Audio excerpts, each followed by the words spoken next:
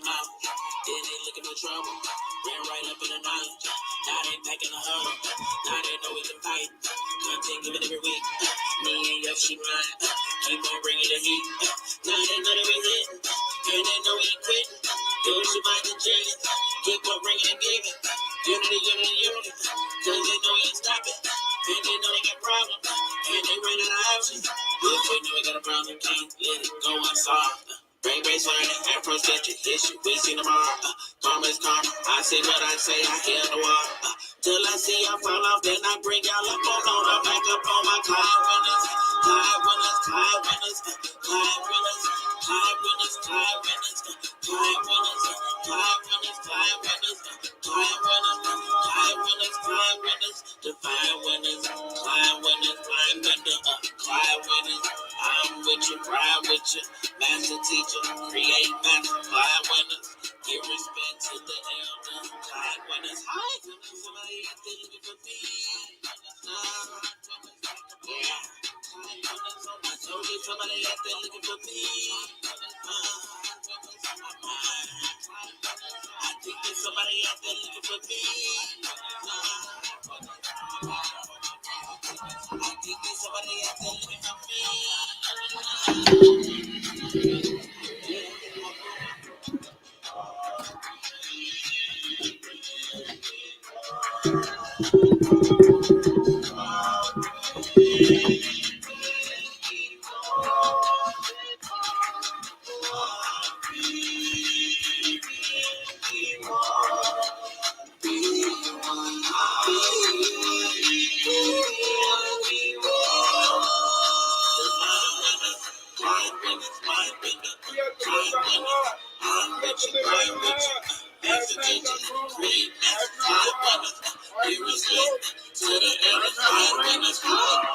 I've not told lies.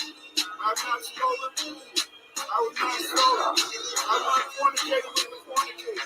I've not caused anyone to weep. I've not discussed secrets. I have brought no lawsuit. I'm not wrong with justice.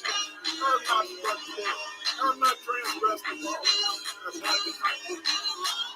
Except what I'm talking about on the song. I've not made it stolen and I've not bragged. I've not cursed. I've not defiled. I've not confounded you. I've not disgraced. I've not cursed the God.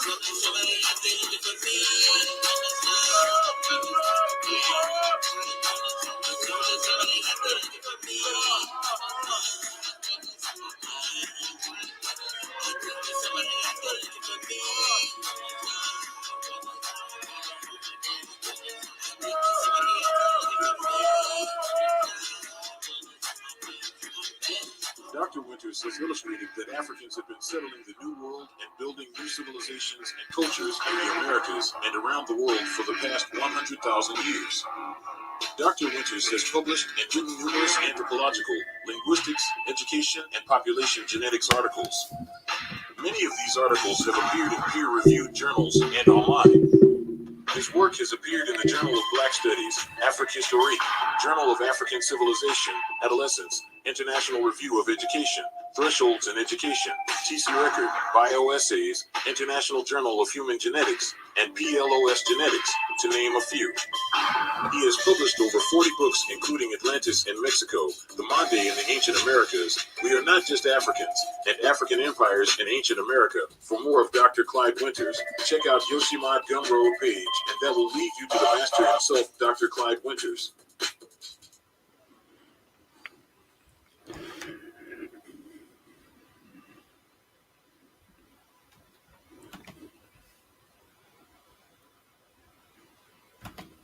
What up, though? What up, though? What up, though? What up, JP? Joan. Andre Bay. What up, Andre Bay? Jalen. Taharka Tasset. Denise. CGI Kid Productions. What up, though? Thank you guys for showing up. You know, whenever I hear that introduction was done by Yoshimon, the genius. But you know, when I hear that song, it makes me feel like a superhero. Yes, a superhero. There's a bird. How you doing, Jalen? A plane. It's. Dr. Clyde Winters. Last night I began a new show. How you doing, Bruce? Akil? I began a new show, and this new show that I did, I'm working out with I'm working out in a sense with Eve Henderson. Eve Henderson is very popular on Twitter, and she does a lot of stuff with all the greats, Tariq Nasheed, some of the others. And so what we're doing now is that every Wednesday at about 8 p.m. Central Time, we have a show, and we're talking about in a sense various aspects of Black life, Black relationships, things like that. I hope you'll go and check out the video we did last night. And if you check this video out, I hope that you'll enjoy it, and it'll be something new. Yes, Jalen, this is Black History Week. Yeah, Kill. Baba Winters, no more Thursdays with Reverend Shock. No more Thursdays with Reverend Shock. He's doing his thing, I'm doing mine. That's why he's already made you know that he's alone. Nah.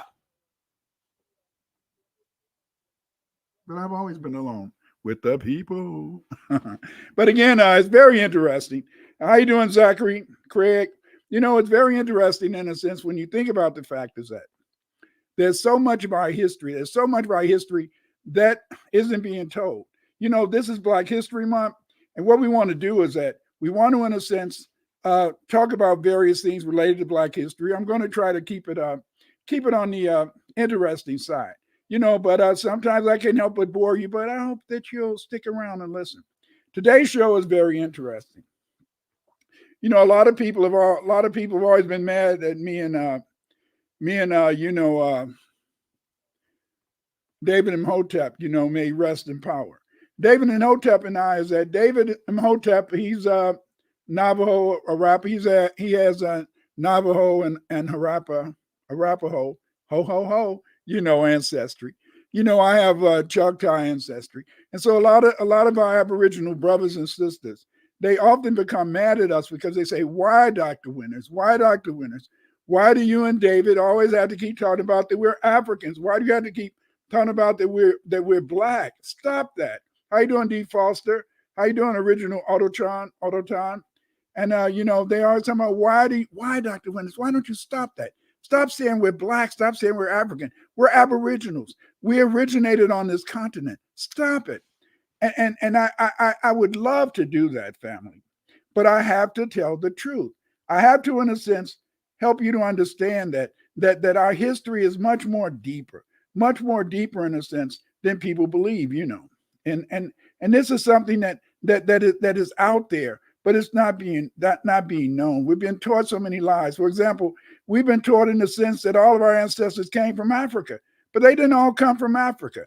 CGI Kid, what did he say? Charles II was Black, and slavery was made legal by a Black English king. He was called the Black Boy by his mother, Henrietta Maria. And yes, in a way, Charles did, but Charles, in a sense, he did it. But the majority of kings, even up to King James, they didn't really want to give in to the chattel slavery thing. It became popularized when King William was brought over, and he began, in a sense, to be the king of England. But he was brought in from Germany because they wanted to put a Protestant king and get rid of the Catholic kings. But again, a lot of brothers, they want to talk about this Aboriginal origin over here. No, it wasn't an origin over here. The thing is that Black people came from Africa. I didn't say Asian people, did I? I didn't say Caucasian people, did I? How you doing, Simone? Go travel abroad. What up, though? Black people, various Black people originated in Africa, you see. But the Americas, one of the things that makes it very difficult to talk about populations over here is that much of America was under ice during the Ice Age. And in fact, even though there were people in the Americas, and we find civilizations that go back 50,000 and 100,000 and 130,000 years ago in California. But these people, in a sense, had come from Africa because Africa was the closest continent. You see, Africa is only 1,000 miles from Brazil. Yes. Yes, they couldn't walk. They couldn't walk across the Bering Straits because it was full of ice until I think about what 10,000 BC. And you know and when you think about it, if they would have came across the Pacific Ocean, yes, they may have could have made it. But once they got close to the Americas, they would have ran into ice up around Alaska, up around Canada, and most of them would have probably frozen to death. But Africa was only 1,000 miles away. And so what we're going to do today is we're going to discuss this whole idea. Did Black people originate here? Is America the old world? Okay, what we're going to do is we're going to get right into it. I'm going to try to have some time so that we can maybe, in a sense, answer some questions. So I'm going to try to make this a presentation that can lead to us, answering questions about this thing. Again, I'd like everybody to please join my Patreon. Go to my Patreon. That's where I'm going to put the slides. You can find me on Twitter, Dr. Clyde Winters 8. And follow me on TikTok, TikTok.com, Clyde Winters 3. There, if you go to TikTok, you can see some of my shorts where I talk about various things. Many of my shorts, they relate to not just the shows on my platform, but my when I was on maybe Reverend Matthew's platform, Q's platform, Afro Elite. So it's a lot on TikTok. Check it out. You can see my videos here on my YouTube channel. Here on my YouTube channel, I have almost 300 videos on all aspects of Black history. And you can order my books at Amazon.com. I really appreciate the people who join my Patreon because my Patreon provides me with the ability to do the research that I'm doing. Research costs money. Yes, research costs money. A lot of times when I'm doing research, I have to go to the internet. I have to bring down the latest articles, the latest newspaper articles, the latest research articles. And many of these research articles, newspaper articles, they're behind paywalls. Yes, you have to maybe pay $39 to $100 just to read an article for a couple hours. Yes. And so then the beauty is that I'm able to do this. I'm able to conduct this research. I'm able to present this research to you every Thursday because of the fact that my Patreon members, they support me. One of my Patreon members, they sent me a letter and they said, Dr. Winters, why don't you want to hook up with Dane Calloway? I respect Dane Calloway, and I respect the fact that he's done a very good book on how to do your genealogy, how to check your things. But one of the reasons that I cannot really relate to Dane Calloway is Dane Calloway says that Harriet Tubman, one of our great Black heroes, this woman was so brave that in North Carolina, she burned up so many plantations that they went to Congress and they wanted the Union Army to kick her out. This is what this woman did. She didn't just free people from the plantations. She burned down white plantations and freed hundreds of slaves, enslaved people. And yet Dane Calloway say that she's made up, that she didn't exist. Come on, Dane Calloway, stop teaching our people these lies. He also teaches that Nat Turner didn't exist. Stop it. Teach the truth. That's all I'm saying. Teach the truth. I'm not saying in a sense that Dane Calloway is a coon. What I'm saying is that sometimes, because of our ignorance of our history, we can be teaching falsehood to the people when we should be trying to teach truth. See, the European, look, every time he shows his video, he has a lot of white people in the video, Caucasians, saying, hey, this is the greatest man. This is the man that you should follow. Think about it, family. How many white people support Black people who are telling you the whole truth and nothing but the truth? Not too many. See, why do you think that they shadow ban my broadcast? A lot of times they won't even present the exact numbers of people who are looking at my broadcast. You see, but then they'll say somebody else has 100,000, 200, 400,000, 500,000. Nah. But that's because many of these people, in a sense, are saying things that the European wants them to say. The European wants us to do the thing that allowed him to take over the world. The white supremacists took over the world because we were engaged in disunity. We were engaged in disunity. And often, if you're going to just play up your nationality, you're looking to make things disunified.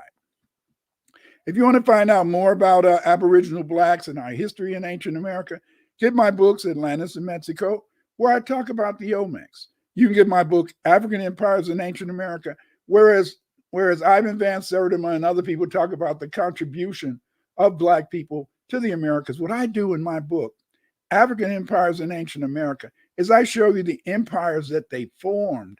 I show you the empires that they formed, that it was many empires in South America, North America, led by people from Africa, you see. And you can find out about these empires in my book, African Empires in Ancient America. My book, We're Not Just Africans. In my book, that We're Not Just Africans, I talk about the relationship between sub-Saharan Africans and Aboriginals and how we interact with one another, you see. Then my book, Ancient Scripts in South America, I show you that Black people introduced writing to South America. Even though they claim that the people in South America didn't have writing systems, I show in my book, Ancient Scripts in South America, that they did have writing systems, that they did, in a sense, be able to communicate, and that this is proven not only by the ancient engravings, but also by the costumes worn by the Inca Indians. Then there's my book, The Manding in Ancient America. The Manding had a very important influence in the Americas. One of the reasons they had a great influence is that Abubakari, the emperor of Male, he left Male in 1310, between 1300 and 1310, and he took 25,000 followers followed him to the Americas. That's why we find a lot of evidence of Mandi-speaking people, not only in South America, not only in Mexico, but even in North America, you see. And my book, The Black Mound Builders of America, this book, in a sense, will tell you all about the Black mound builders and how these mounds, in a sense, show uniqueness that Black people could do, but also shows many elements that people who built these mounds had brought over here from America, brought over here from Africa. And I know that my Aboriginal brothers and sisters don't want to hear this, but you have to hear this. You know, just like all my brothers and sisters, they go around now when they greet each other, they say Niji, Niji, you know. But Niji, that's the greeting of the Mandingo people. That was spread by the fact, in the sense that the Okanashis, you know, the Manikan of Virginia, North Carolina, that these people who spoke a Mandi language. Yes. Stop running away from your history. Stop running away from your heritage. Stop listening to people who don't have your best interests at heart. See, the European took over the world because he was able to cause disunity among us because of the fact that what? We thought, in a sense, we were nationalities. We were different tribal groups. And as being members of these different tribal groups, we fought each other, we destroyed each other. And that's what allowed the white men to take over America. That's how we lost our land. FBA is not a group. FBA is not an organization. FBA is a lineage. A lineage is lineal descent from an ancestry or pedigree. As a result, we are descendants of the African and Aboriginal Blacks who built the United States. B1 is acknowledging your Black African ancestry and mocked, not heritage. We must be race men and women proud of our culture and African Black ancestry. Yes, stop running away from the idea that you're Black. Stop running away from the idea that you're African. I didn't say you came directly from Africa, all of you, but what I'm saying is that we do have an African ancestry. Every last one of us. We've been taught a history of lies, a history where we are the victims of white racism. These lies teach us that we are a people too weak to defend ourselves because of the natural superiority of the European race over the primitive African, whose emotionalism makes it impossible for them to do anything without the guidance and direction of the European. That's what they teach you. They teach you that we're weak. They teach you that we're waiting for guidance. They teach you in a sense that we can't do anything without the European telling us, but this is history's greatest lies. Because we are a people and we're a unique people. And because of the fact that we're unique people, we can, and we do, in a sense, perfect a civilization that is important, that we are, sense, a knowledgeable and an important people. As a rule, under white supremacy, history is whatever white people say it is. Even though archaeologists have found ancient artifacts of blacks, the white supremacists demand that you ignore what you can see with your own eyes and replace it with images that they make up.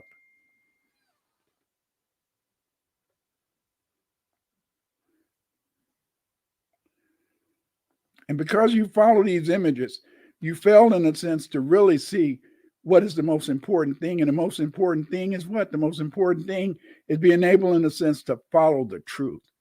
And the truth is not relative. What the truth is that the truth is telling us who we are. We have to run away from these false images, these imaginary ideas about who and what we are. We have to, in a sense, maintain the fact that we are who we are.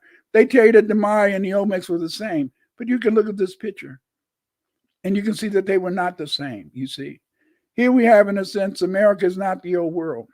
What I have in this, if you notice, in a sense, I show you Pangea. Pangea was an organization of the continents millions and millions of years ago. But you know, some of our leaders, some of the people in the Black community, some of the people in the so-called Hotep woke community, they believe, in a sense, that North America broke away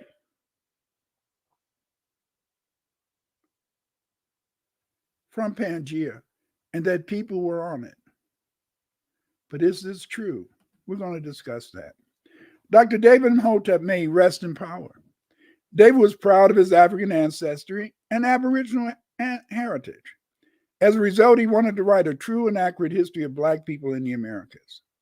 This was important because many Aboriginal FBA don't want to acknowledge that they have African ancestry and enslavement as one of their heritages.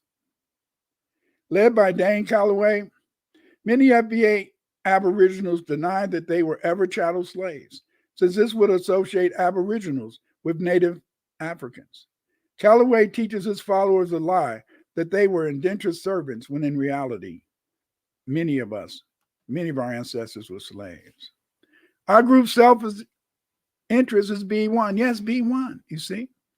The reason that our group interest is B1 is because the fact is that white supremacy exists, and white supremacy is maintained by keeping Black people divided, by having Black people, in a sense, always talking about the divisions that separate us.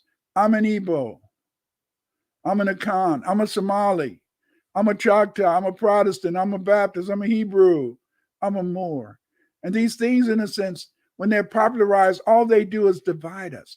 And when we're always being divided, when we're always thinking about nationalistic ideas, our tribal, in a sense, origins, our tribal, in a sense, existence, what this does is that it allows the white supremacists to control us. It allows the white supremacists to dominate us. It allows the white supremacists to imbue in our mind, to make our mind believe, in a sense, that we are not one people. B1 is the only way we can go. Columbus called the people in the Americas Indians because they were Black. Yes, yes, yes. The first people Columbus met were the Caribs. You know, and these Caribbean people, the Caribs, the Taino, these people were Black. He thought he was in India. Yes, he had maps. Yes, the Moors told him that they were going to a place to trade, but he maintained that he was in India. And he could prove that he was in India because there were Black people here. And in South India, the people were Black. Yes, yes. I know you look at Kamala Harris and you look at some of the other people from India, but many people in South Africa and South India, they have strong Negroid features. They have kinky, nappy hair. Some of them have straight hair. It's just that they don't let those people come over here, you see. Dane Calloway teaches us that the Aboriginals were indentured servants. This is false. Britain began the Black Indian slavery and the American Caribbean slave trade, you see. Everybody's saying, where's the slave boats? I did a show the other day with Q, and what I tried to explain to people is that the slave boat was just any boat that you could carry cargo on. Often when they carried slaves in the beginning until after 1797, most of, in a sense, these ships were just regular ships that carried not only enslaved people, but it also carried rum. It also carried, in a sense, various grains. And this is important to understand, is that every slave ship wasn't that slave ship that's been popularized, in the media, been popularized in books and articles. 4 years before the Pilgrims anchored off Massachusetts, British fishermen had already started making their way through New England, storming through Indian towns to kidnap native people for profit in the slave trade. By the time the British began to settle New England, many Indian communities had been wiped out due to diseases. Yes, diseases. Maafa is a Swahili word meaning great catastrophe. The name Maafa is used to describe the African Holocaust, the history and effects of the enslavement of Aboriginal Indians, Black Irish, and the transatlantic slave trade on foundational Black Americans. Although Maafa refers to the existence of FBA in the United States, it fails to explain the origin of the Maafa in the United States. Maafa, in relation to our experience in the United States, does not begin in Africa. No, it began here in the United States, where Aboriginal FBA and Black Irishmen were the first chattel slaves. Chattel means personal property. What you had to remember is that the chattel slave, he was the personal property of his owner. Therefore, what you'll find in a sense is that he was seen not as a human being. He was not even seen as an animal. In fact, he was seen as personal property like a purse, a pair of boots, or clothes. Do you know, family? Do you know, family, that during the Maafa, that animals, cattle, horses, pigs, they had more rights and they had legal standing? Yes. Whereas enslaved people had no legal standing at all. If you do not understand white supremacy, what it is, and how it works, everything else that you understand will only confuse you. That's what Nellie Fuller Jr. has taught us, you see. You are prisoners of war. We are prisoners of war. And what is it? The purpose of studying Black history is not to find out how great you were. It is to find out what mistakes were made that put us in our current situation. Yes. That's why I'm talking about this whole idea that America is not the old world. The old world is the old world, and America is the new world. And I'm so proud of my heritage as a foundational Black American, as a member of this great group of people who built the United States. The British and Spanish began Black Indian slavery and the African Caribbean slave trade. The Spanish claimed Virginia and North Carolina from 1513 to 1670. These lands were not vacant. There were thousands of Aboriginal Blacks living on these lands. Over the years, these Aboriginal Blacks were joined by Black Irish, chattel slaves, and later sub-Saharan Africans. It was in 1513 that Juan Ponce de Leon landed along the east coast of North America. He named the territory Florida and claimed the area for Spain. From here, the Spanish traveled all the way to the American Southwest. Around 1526, the Spanish established a permanent colony in the Carolinas. The most successful Spanish colony was established at St. Augustine in 1565. St. Augustine is named St. Augustine, Florida today, because that first colony they made, it didn't last because the Black people who were on there, the Moors, the Aboriginals, they killed all the Spanish. The Spanish raided villages in North Carolina and Virginia and sold Black Indians as slaves. Some as sex slaves in Europe. Yes. They would kidnap Black women, Black Aboriginals, and they would put them in the brothels in Europe. And these women had to be sex slaves all their lives. Many of them, in a sense, had to die from gonorrhea and syphilis because many of these Europeans, they spread this venereal disease around the world. The Spanish attacked these houses and made the people slaves in the Southeast and North Carolina. This is evident in the houses depicted by these Indians. Look at these houses. The Aboriginal Blacks had many wars with the Spanish. Dr. Smallwood supports these wars with iconographic evidence of the houses built by the Black Indians who were hunted in North America to satisfy the Spanish lust for free labor to build their economy. By the Spanish for over 100 years. The Spanish were kidnapping Aboriginal Black women to be sold as sex slaves in Europe. Look at these houses, you see? Look at these houses. You know, Black people didn't live in teepees. Aboriginals didn't live in teepees. They lived in long houses. They built forts or palisades around their homes. Stop, stop, stop, stop. Stop believing the lies that Europeans tell you about you. The Spanish were very evil. They hung black people. They killed them. They flayed them. They did many horrible things to take away our being. Do you understand? These people, they hated us so much, they wanted to take away our very being. They didn't want us to have any feelings. They didn't want us to exist. They wanted, in a sense, to be able to say that we never existed as a people in this land. The hostile nature of European relations with indigenous peoples in North America began even before 1607, the year the English established a community in Jamestown. In 1598, the Pueblo residents of Acoma in modern New Mexico rebelled against Spanish attempts to coerce them into becoming subjects of a distant monarch. After the town's residents killed a dozen Spaniards, a large contingent of soldiers invaded the town, which had been occupied since the 12th century. After 3 days of brutal warfare, hundreds of Pueblos lay dead. The Spanish soldiers, under orders from their commander, chopped off the right foot of every man over age 25 and enslaved men and women alike. They severed the hands of 2 Hopis with the idea that they would become walking advertisements for what happens to those who resisted colonization. They also did that in Carolinas. Here's a picture that the Spanish recorded in the Carolinas when they defeated those Aboriginal blacks, how they cut their foots off and their legs off. Don't you understand? Don't you understand? These people were cruel. These people were vicious. But just think about this. Just think about this, that if those Aboriginals in New Mexico, if those Aboriginals in North Carolina, if those Aboriginals in Virginia, if those Aboriginals would have stuck together, the Spanish couldn't have conquered them. But no. They didn't understand that being B1 is the only way that we can survive. Being B1 is the only way that we can learn. Being B1 is the only way that we can confront these people because they stick together. Caucasians stick together, you see?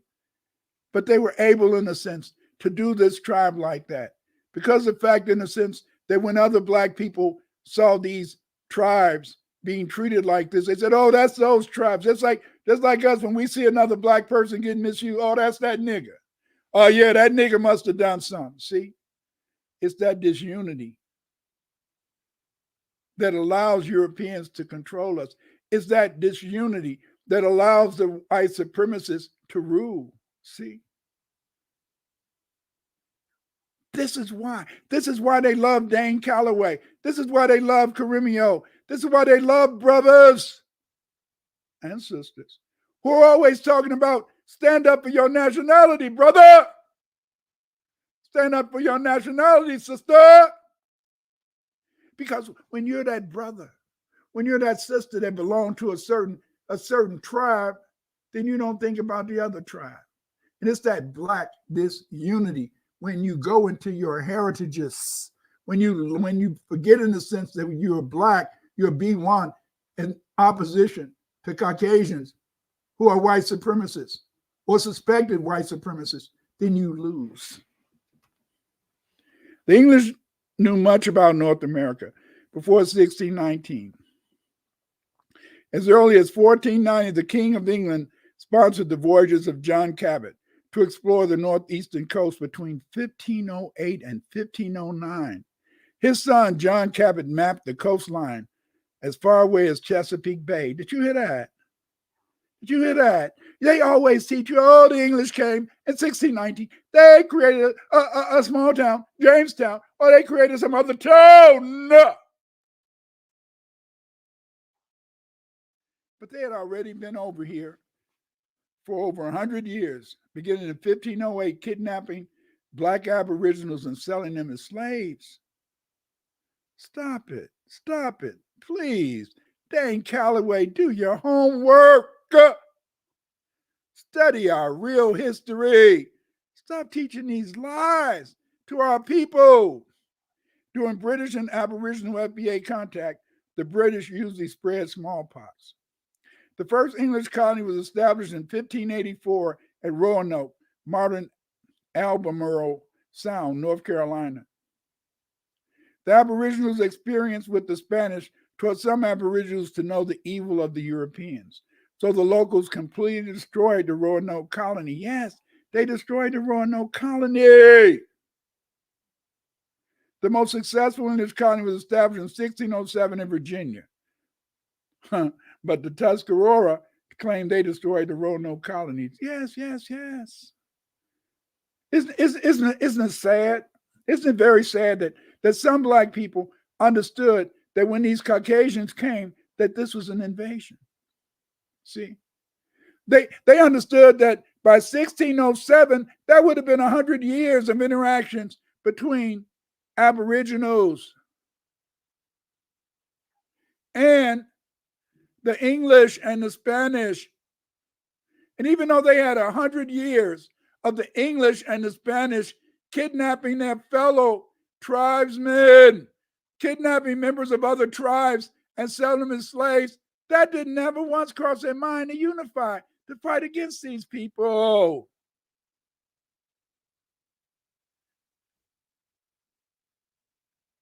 It never crossed their mind that if they stood together, they could be strong enough to beat the Europeans. But they didn't see that. They just said, oh, they not messing with me. Ain't that what brothers and sisters say today? Oh, that happened to that other nigga over there. If that other nigga wouldn't have did this, or if that other nigga wouldn't have done that, that nigga be okay. That's what our ancestors said. That's what our Aboriginals said. That's what my Choctaw ancestors said. They said, forget you. Forget you. They're not messing with me. But sooner or later, sooner than later, they showed them that they was there to take their land. The beginning of the war between blacks and whites was the Pequot War. This is only one war. They had other wars, but we're not going to talk about the King Alfred's War. We're going to talk about, in a sense, the Pequot War. The Pequot is a black Native American people who lived in Connecticut. The Pequot had met the invading European colonizers and taught them how to farm and survive in the Americas. Yeah, we're nice. We always want to help people. Isn't it funny that they could help the Caucasians and yet they were fighting each other? What's wrong with you black people? The Pequot were black Indians. The Pequot met the Europeans in 1614. By 1622, the Pequot controlled the fur trade on the Connecticut River. It was a lucrative trade with the Dutch. The Pequot were tribalistic. To maintain control of the fur trade, they attacked their Narragansett rivals to prevent them from trading with the Dutch. Yes, yes, yes. The Pequot was easily manipulated by the Dutch. To maintain dominance with the Dutch trading partners, the Pequot made war with the Nipmuc and the Matabesic people to keep them from being able to sell their goods to the Dutch. Matabesic and Nipmuc, do they exist? No, hell no, they don't exist today. They didn't stick together and they got killed off. No Nipmuc, no Matabesic. And if there is, it's some red Indian claiming that they're a Nipmuc and a Matabesic. They're lying. This event gave the Pequot total control of the trade. They soon forced the Matabesic to sell them their furs so the Pequot could be the only tribe to trade directly with the Dutch. The Dutch decided they did not like the Pequot domination of the fur trade because this allowed them to monopolize the fur trade and dictate the cost of furs. As a result, Jacob Ellikens of the Dutch West Indian Company, he kidnapped a Pequot chief named Tadobin. Although the Pequot paid the ransom, Ellikens kept the wampum. That's what they used to call him money. Wampum was beads and stuff. And killed Tadobin. In retaliation, the Pequot burned down the Dutch trading post. You see? But they didn't understand. You see, whites hated black Indians. And the reason that whites hated the Aboriginals was because of the fact that over in England, the black people were the estate. The black people, the Irish, the Scots, these black people owned those fantastic estates. It was these black Irishmen and black Scotsmen who built, London Bridge and built London Tower and built those beautiful those beautiful buildings. See? And you had these poor ass white people coming over here, and they wanted to make sure that they wasn't going to let no more black people rule them over here. They was going to make sure that those black people may have been ruling them over there in Britain, over there in Scotland, over there in Ireland. But they said, I'll be damned if I'm going to let them black Aboriginals rule my ass. Naturally, the Dutch did not like this trade arrangement. They did not like this arrangement because the Pequot were becoming not only powerful, but also richer and richer. By 1633, the English reached Pequot land along the Connecticut River. The English built a trading post at Windsor. The Mattabesic welcomed the English. They saw the English as a group that could help them overturn Pequot domination of the fur trade. By 1637, the English and Dutch conspired to end Pequot influence and power on the Connecticut River. See how these white folks, the Dutch and the English, hey, they were sticking together. They said, hey, we're going to get them we're going to get these copper-colored black people, you see. But they stuck together. The Pequot, they was against the Mattabesic. They was against the Nemaw, see. Oh, yes, they're so smart. They're going to be disunified. They're going to show that their nation is the strongest. Isn't that what happens in the cities today? We got all these gangs, you see. In Chicago, we used to have the Blackstone Rangers. We had the Disciples. Then the Four Corner Hustlers and the Latin Kings. Oh, yeah, while they're fighting each other and killing each other, police is running the street. And that's just like the Indians.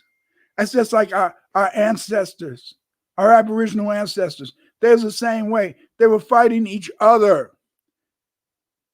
While those Caucasians, yes, those Caucasians were unifying. By 1637, the English and the Dutch conspired to end Pequot influence and power on the Connecticut. The Europeans killed 700 Indians, and this was the first Thanksgiving. The English did not murder the Pequot just alone. They also attacked the Wampanoag. They were the ones who really helped out those white folks. The Wampanoag belonged to the Algonquin Confederacy, the League of the Delaware. Although English had a treaty with the Wampanoag, their king was beheaded. Yes. Here's a picture of the Wampanoag king. They beheaded this man, and for 20 years, the impaled chief's head was displayed on a pole at Plymouth, Massachusetts. For 24 years, they had this man's head on a pole. These were beasts. These people were animals. This is why the Aboriginals never called Europeans human beings. They called them pale faces. They talk with forked tongue. This is a great example of how the English were able to use divide and rule tactics to take control of America. It is interesting that the Pequot was happy to subjugate other Black and Mongoloid Indians so they could greedily take control of the fur trade. This was not the end of the story. Over time, the British took the Mohegan and the Narragansett lands, today due to the betrayal of the Indians to each other. They are a minuscule people in New England. Yes. Dane Calloway, stop claiming there were no Aboriginal slaves.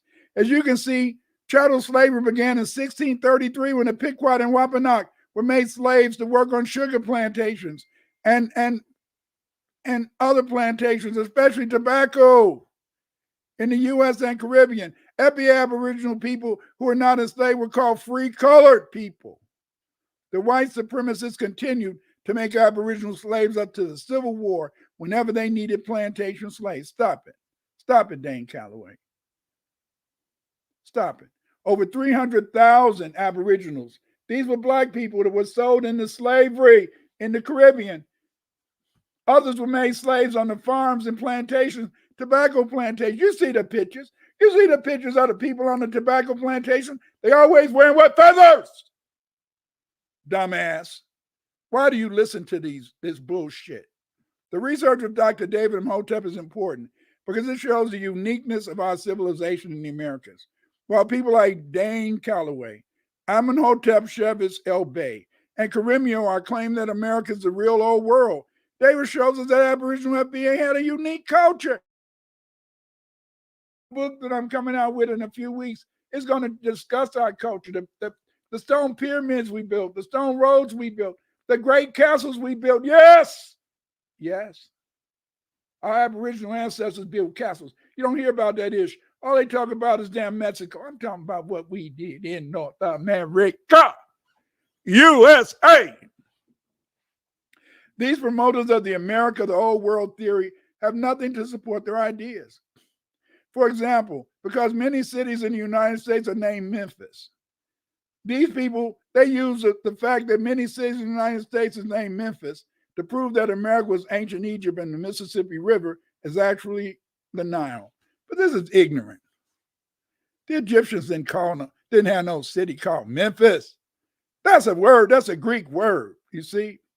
The Greek called this city Memphis, but the real name for this city was Menifer in Meta Nature. Yes, Menifer, not Memphis. And yet, some dummies out there, yes, I'm going to call those people dummies. Just because you got a city called Memphis, then you let people tell you that this is the Memphis of the ancient Egyptians when they didn't call the city Memphis. They called the city Menifer in Meta Nature. Stop, stop, stop, stop, stop, stop. Listening to lies. James Lee argues that America was part of the Ottoman Empire. And Mayach and she conquered the Nile Valley in the Old Testament takes place in America. In his opinion, the Olmecs or she were members of the Choctaw, Washita, Pequot, etc. It is his idea that the inhabitants of the Americas were the Earth Moors, the Morika, aka the Moroccans. So he's wrote this book. In addition, he argues that the first Americans lived in the Americas when it separated from Pangaea. Pangaea family separated about 300 to 200 million years ago in the late Paleozoic era until the very late Triassic. Why? Why family? Why is it people who know that if you're going to say that Pangaea exists, the research shows that Pangaea existed 200 to 300 million years ago? There were no human beings existing back then. Why, family? Why do you believe that is? Shit. Why? The continent we now know as North America was contiguous with Africa, South America, and Europe. You can look at this map. They all existed as a single continent called Pangaea, but this was 200 to 300 years ago. No people were existing at that time. And yet you got people going around telling other people, oh, we were on Pangaea. You know, when Pangaea separated, we got on a surfboard and we just rode the continent as it broke away. Stop it, dummies. Historically, rice production in the United States was considered to be connected to the Atlantic slave trade. You know, Lee in his book, he says that rice, wheat, barley, garlic, cucumber. He claims that all of these things, rice and other things, wheat, came from the Americas. No, it didn't come from the Americas. It came from Africa, dummies. Stop. Historically, rice production in the United States was connected to the Atlantic slave trade. Enslaved African labor in America's South. Africans introduced rice cultivation in the marsh areas of Georgia, South Carolina, Louisiana, and Texas. Rice was first cultivated 3,000 years ago in the Niger Valley. Yam cultivation also comes from Africa and Asia. Yams didn't originate here. Rice didn't originate here. Stop it. Why do you listen to these people? Why do you listen to these people? Why do you believe them? When the evidence shows that they're teaching you a lie. The believers in the Americas, the old world, claim that Aboriginal FBA did not come from Africa. These stupid people believe that Aboriginal people originated on Pangaea or Gondwana land. Pangaea dates back to the beginning of the age of dinosaurs, during the Triassic period, about 230 million years ago. I repeat, 230 million years ago. The continents were arranged together as a single continent, supercontinent called Pangaea. During the 165 million years of dinosaur existence, this supercontinent slowly broke apart and it moved to where these continents are today. You see?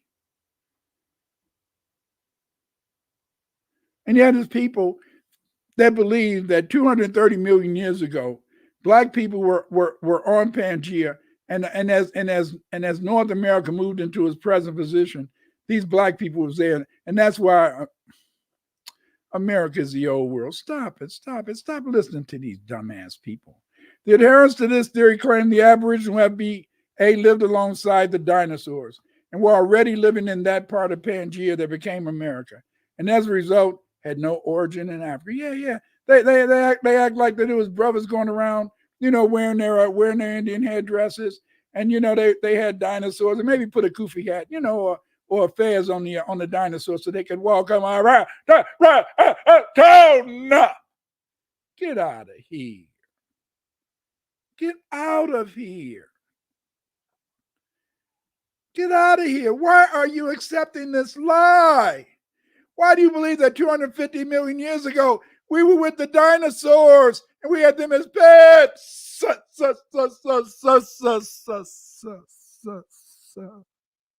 No.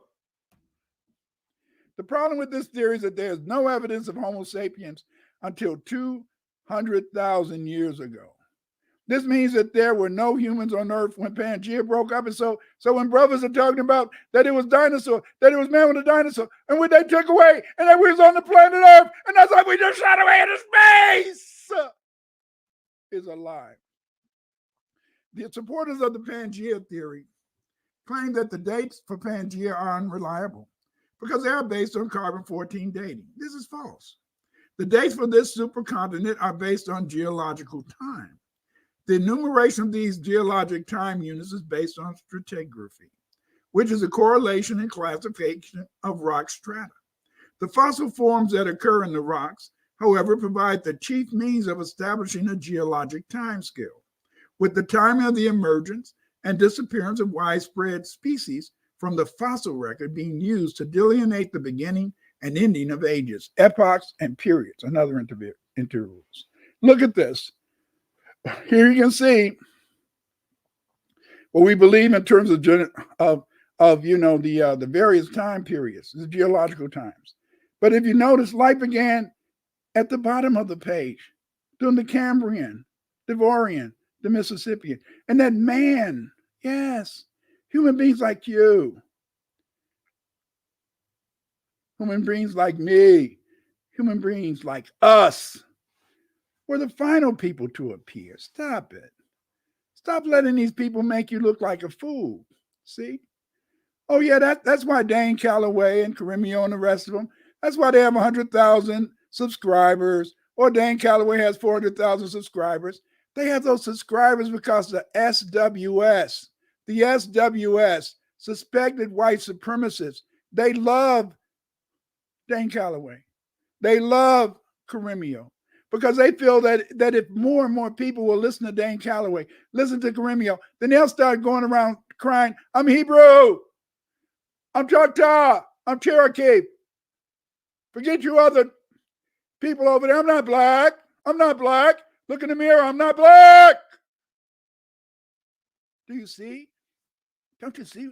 Don't you see why all this stuff is popularized? Don't you see what the European is doing? The SWS, the suspected white supremacists, they're allowing these people to teach this stuff so you can look like a fool. If you're going to talk about Pangaea, you have to talk about Pangaea from the perspective of the people that say Pangaea existed. You can't create your own timeline. See? Stop it. Stop believing these lies. The first evidence of Pangaea is the shape of the continents themselves.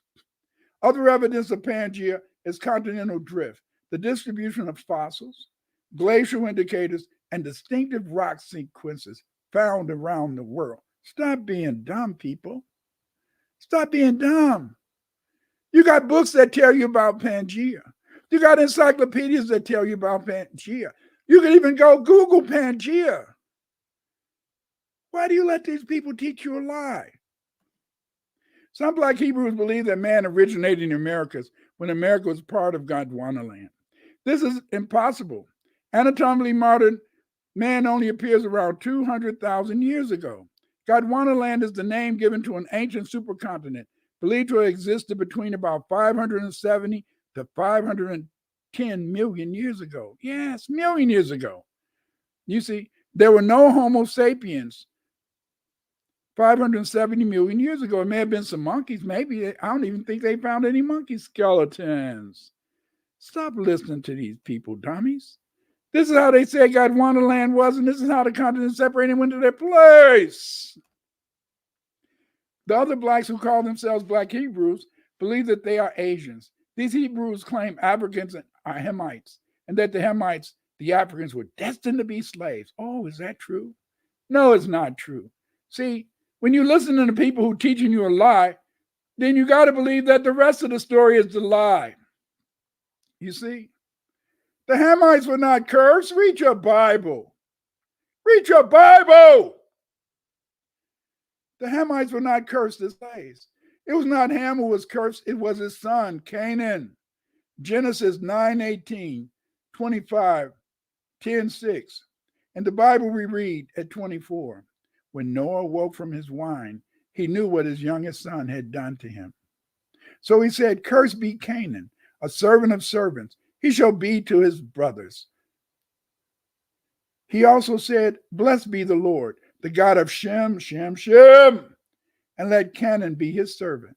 The Canaanites were probably chromosome J1, which is coming to the Levant. But what does it say? It says that the Canaanites will be in a sense up under Shem. But the Canaanites, they were Shemites.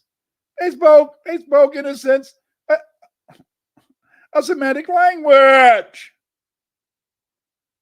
That's not Ham. If you believe one lie, you'll believe another lie.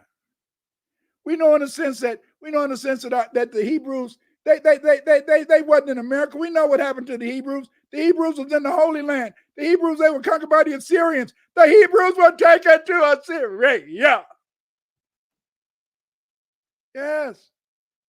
These are some pictures of the Hebrews. There wasn't any Assyrians in America. It wasn't any Assyrians in Chicago, Atlanta. No. This begs a question. Are the Hebrews of the Bible from America or the Middle East? You can see some other Hebrews praying to God. Emma. And you can see the Assyrians holding them as prisoners. Both of them black. See, evil don't have to come in just the white race now. Come on now. Don't ever believe that. It's evil black people too. That's one of the reasons why the European, the Caucasian has been able to control us, dictate us, and move us in negative directions. Yes, it is. You see, this is supposed to be the Holy Land. We see the kingdom of Israel and we see the kingdom of Judah. See, this is the Holy Land. This is where our Hebrew ancestors lived. But what happened? The Bible stories took place in the Middle East, not America. The Hebrew states remained viable until 722 BCE, when Israel was conquered by the Assyrian Empire. The kingdom of Judah existed as an independent nation until 586 BC. Yes. We know this. We have, in a sense, textual evidence. We have, in a sense, and archaeological evidence. Why do you let some people tell you that the things that happen in the Bible happen in America when you know they happen in the Middle East? That's delusional. Stop being delusional. Stop talking and spreading these lies. The Chronicles of Jeremiah makes it clear that by 700 BC, Hebrews were west of the Nile River. After an initial of 5 years, he mustered together the Babylonians, the Kutim, the Avim, the Bnei Hamath, and the and the Serhat ravine, and then going against Judah, besieged all the fortified cities in Judah, among the 150 places in which were the tribes of Judah and Simeon.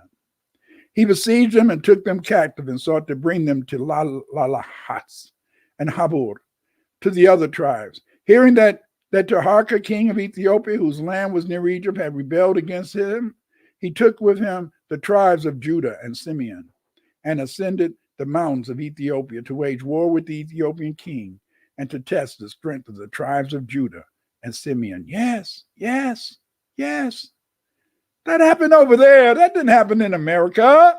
It didn't happen in Wisconsin. Oh, maybe. No, it didn't happen in Florida. No, what about Georgia?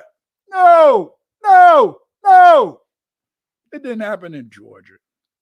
The Hebrews, due to constant conflicts in the Levant, early migrated to North Africa. Over time, they expanded across North Africa to Morocco. From here, they migrated southward into the Saharan and Sahel region. The Hebrews are mentioned in many West African documents, including the Tariq al-Sudan and the Tariq al-Fahat. As African Muslims from Morocco and the Senegambia took control of Spain and Portugal, African Hebrews established themselves in Iberia. They remained as a rich and prosperous community in Iberia until 1492. In 1492, the Moors were forced out of Iberia. Yes. And the Hebrews with them. These Hebrews, mainly from the state of Judah, built many villages and states in the western Sudan. These Hebrew states were made part of Ghana, Malay, and Songhai empires. As a result, Hebrews probably came to pre-Columbian America with Emperor Abubakari of ancient Malay in 1310. Yes. Europeans recognized the Hebrews or Jews of Western Europe were black. James Shapiro and Shakespeare and the Jews wrote that, and I quote, "Upon the Nilus and toward the west, there inhabited a most populous nation of the Jewish stock, under a mighty king, and some of our modern cosmographers set down a province in those quarters, which they call Land of the Hebrews, placed between Abyssinia and the Congo." See what I'm talking about? They weren't in America, but they were in Africa. Stop running away from your African ancestry, brother. Stop running away from your African ancestry, sister. Stop it.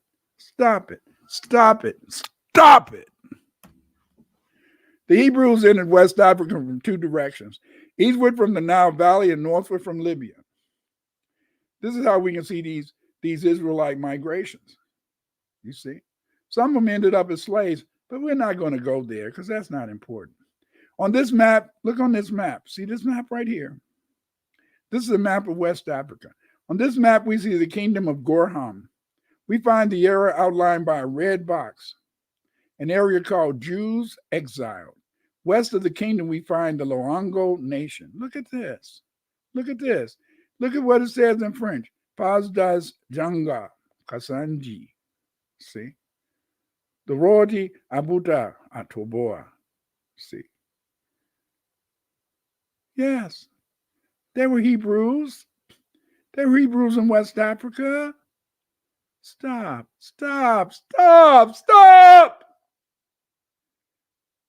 Listen to lies. Here you can see the kingdom of Goham. See it? Here's a better map, and you can see this relationship. And this is where these Hebrew people lived. They lived in the kingdom of Gorham. See? Where's these other people? They tell you that the Hebrews was in America. But they have no evidence. They have no maps. They don't have any language. But we do know they were in West Africa. There was also mention of Hebrews in Loango, Congo, along the coast of Africa by Adolf Bastien, a German ethnographer. Yes, he talked about in this kingdom, here's the city, there's the king, and these people were Hebrews. Loango. It is stated that the Falashas are not the only Jews of the Negro race. What are you talking about? Bastian speaks of Negro Jews living on the Luango coast in Western Africa. They are called their Mavumbu, or Judeos. What? Wait, shut up. Think what? They are more serious and restrained than the rest of the Negroes. Although in other places they are despised, here they take a dominating position, or at least such as to be respected and partly even feared, because they are rich and have most of the commerce in their hands. The same author claims that though they are the Negro race, still he detects Semitic features in their physiognomies, you see. Listen, Luango was in the Congo. We know that the Igbo and some of the Igbos, we know that they were Jews too, Hebrews too.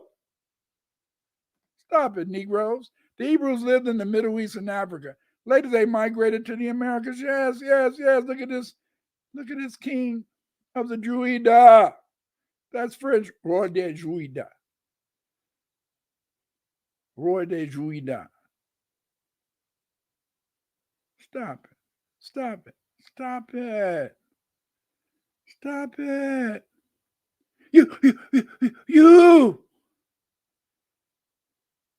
better learn your history. Stop listening to these liars. The kingdom of Luango was situated in the western part of the Republic of Congo.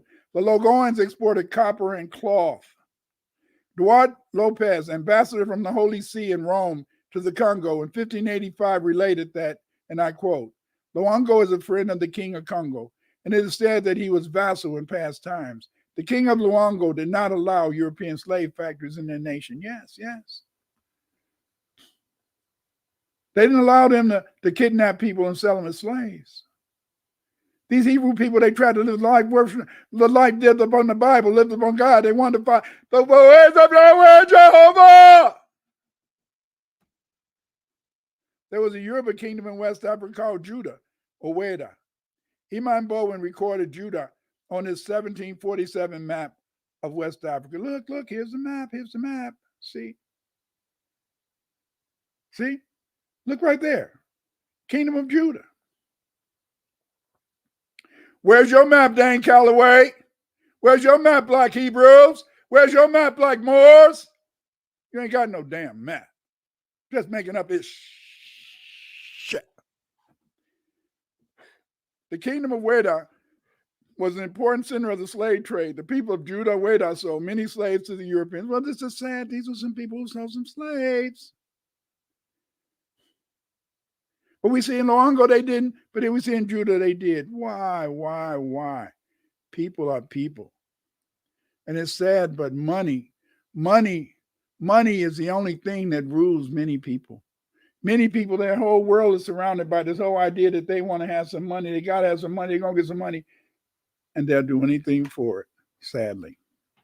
The Wedayans plundered the interior to acquire slaves. If necessary, they also sold their own people into slavery. The kingdom of Weda, by 1700, was conquered by the Akan. Yes. Look at these maps.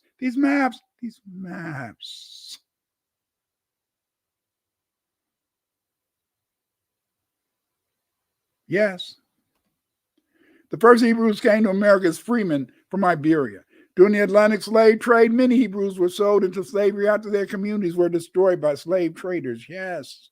See? Afro-American Hebrews claim that the Bible foretells the enslavement of Hebrews in the Americas.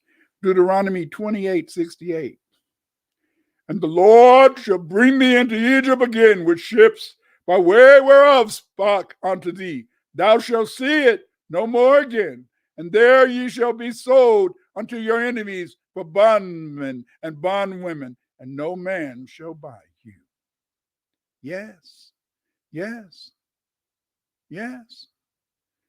Many Hebrews, they weren't just Aboriginals. A lot of them came over here as slaves. Nigga, what? Stop this bullshit. The most famous Hebrew slave was probably Aluda Aquino, who mentioned the fact that his Igbo fellow countrymen practiced Hebrew customs. Yes. This is it. Stop believing this bullshit. Bullshit. Amenhotep Chavez El Bey, he argues in his book, America is the True Old World.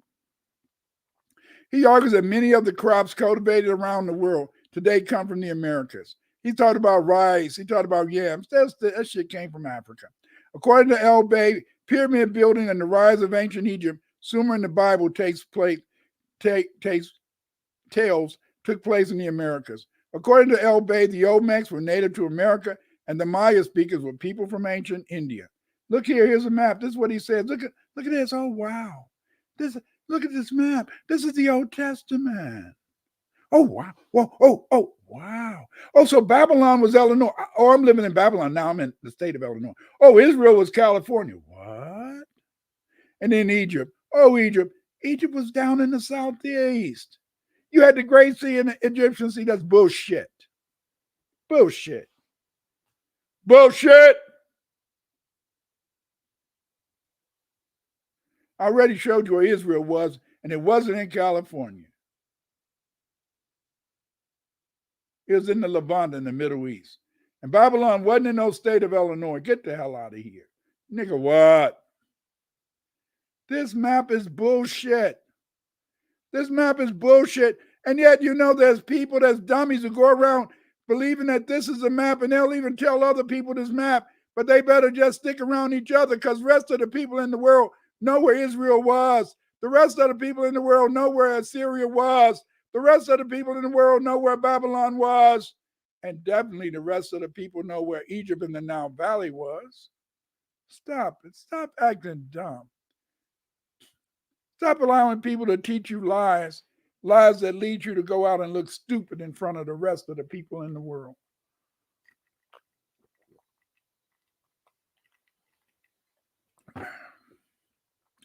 The so-called Old Testament map of ancient America is pure bullshit. El Bay claims that the Cholula Pyramid is older than the Djoser. Yeah. He says the Cholula Pyramid is the oldest than the Djoser.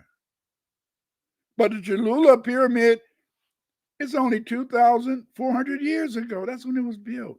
But the Djoser Pyramid in Egypt was built 4,693 years ago.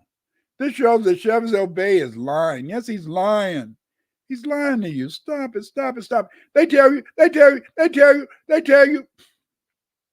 the oldest pyramids in America are in America, not the African pyramids, but the Step Pyramid complex at Saqqara dates back to 2,890 years ago, or 2,890 BC. The Caral Pyramid in Brazil, it only goes back to 2600 BC. This is around the same time the Giza Pyramid was made, around 2600 BC. Stop lying.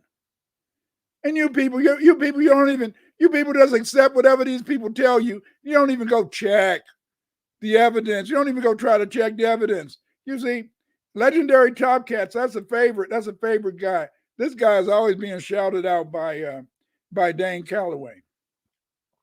Legendary Top Cat argues in his book, he offers a bold and compelling argument for why ancient America is the true old world bloodline of gods. You know, all these niggas always talking about America bloodlines of the gods and something.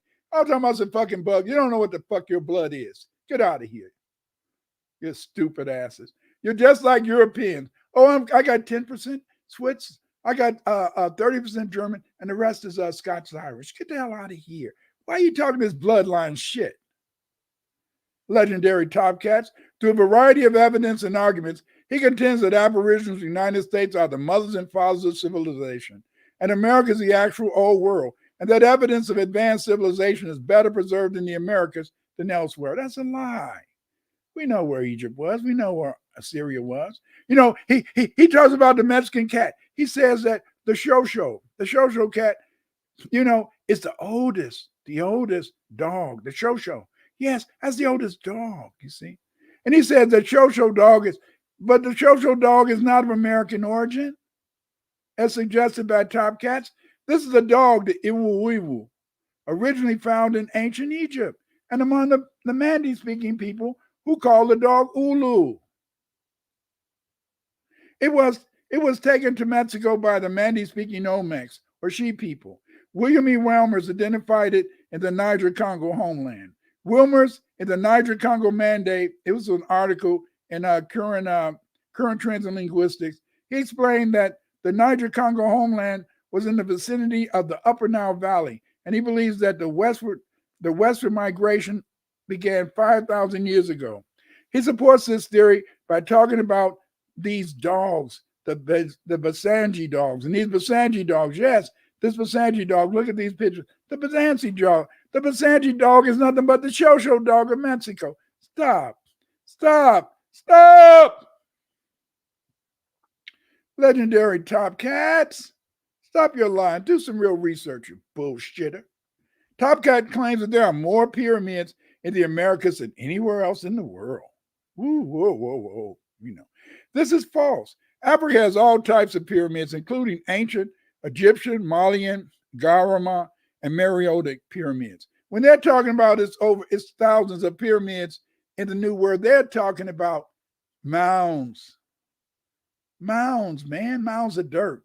They include those with the so-called pyramid. For example, there are more pyramids in Meroe alone than in the Americas. In the Meroitic Sudan, there are 225 stone pyramids.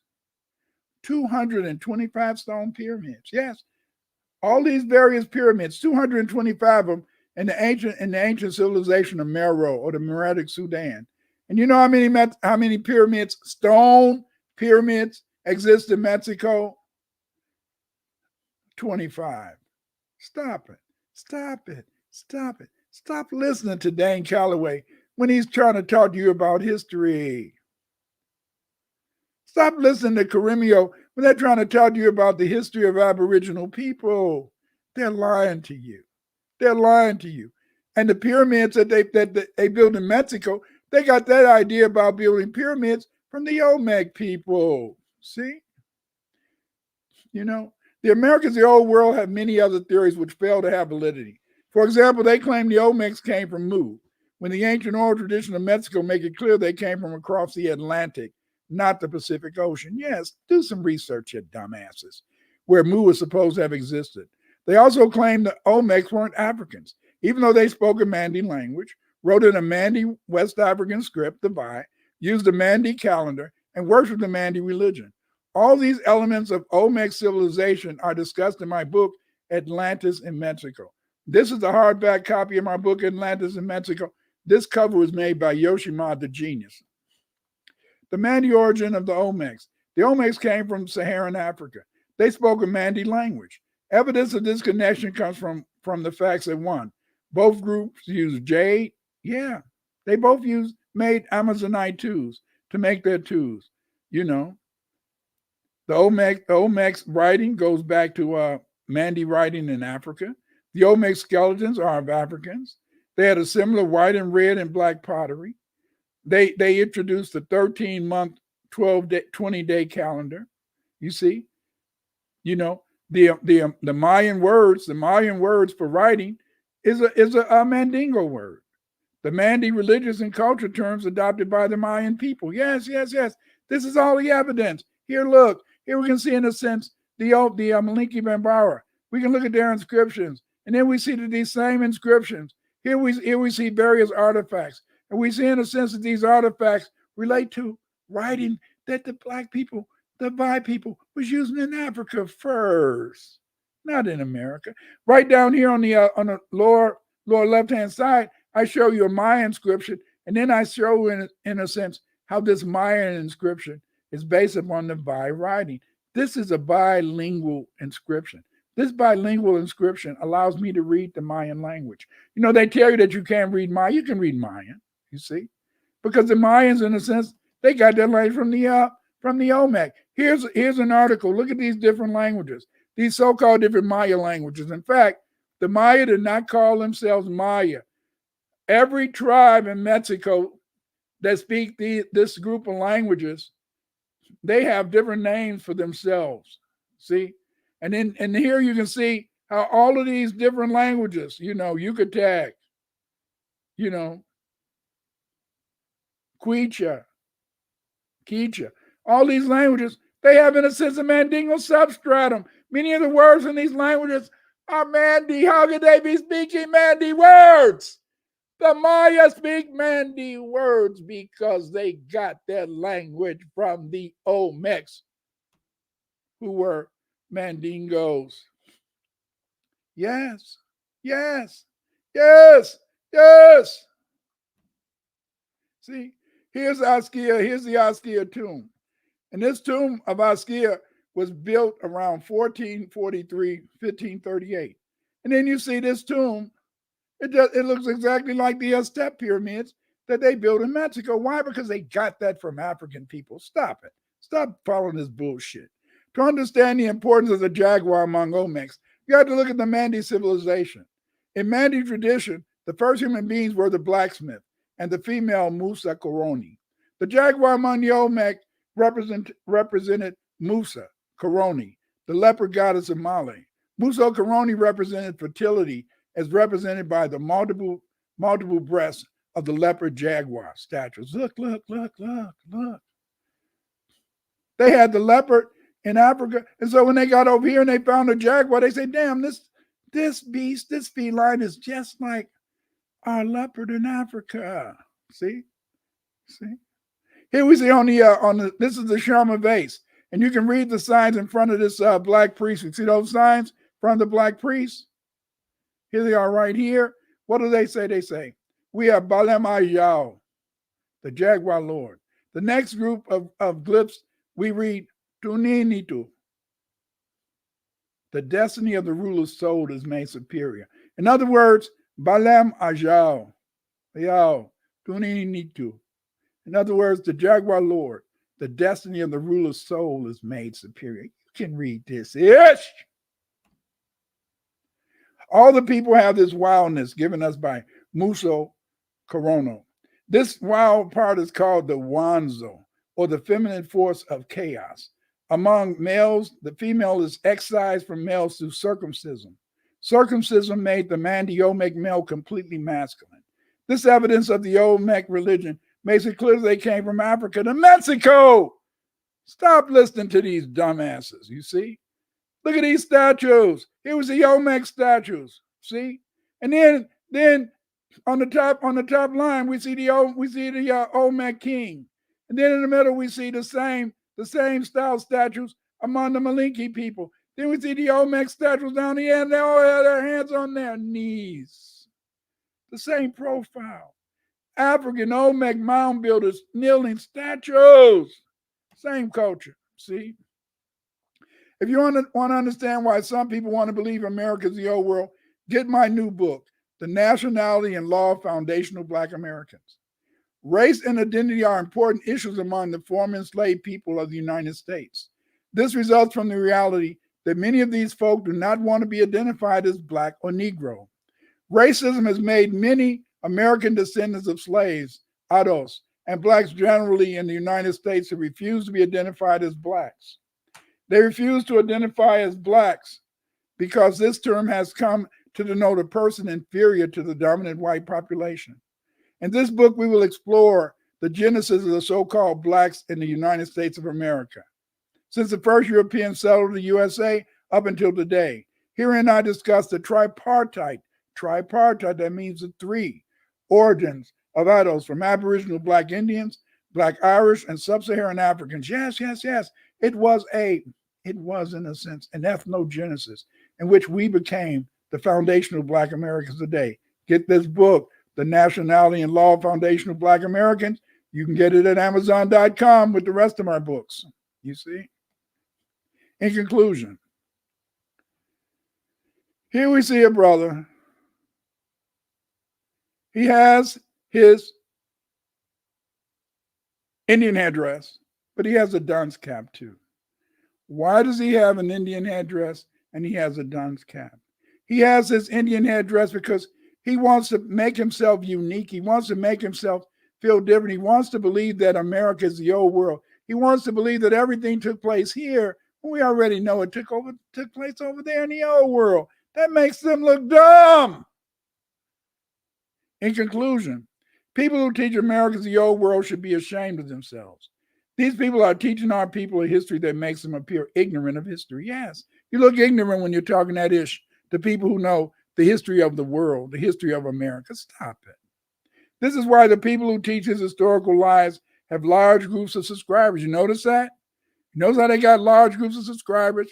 You know how when Dane Calloway begins any of his any of his videos, he always had these white folks say, yeah, Dane teaching y'all the right stuff.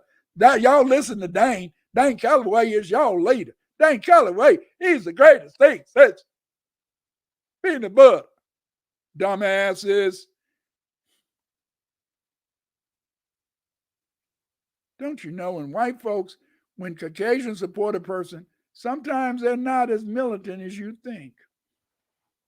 They have these subscribers because they are helping the white supremacists deceive our people and leave them suffering trauma when they advocate these theories and then are proven wrong. Yes, if you go around advocating these theories, if you go around trying to teach people that America's ancient Egypt, Israel is California, Samaria was in the state of Illinois.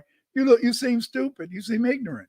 When we already have thousands and thousands of textual evidence, thousands and thousands of documents that show that it wasn't over here. Stop it. See, if you want to find more about the Americans, get my books, Atlantis and Mexico,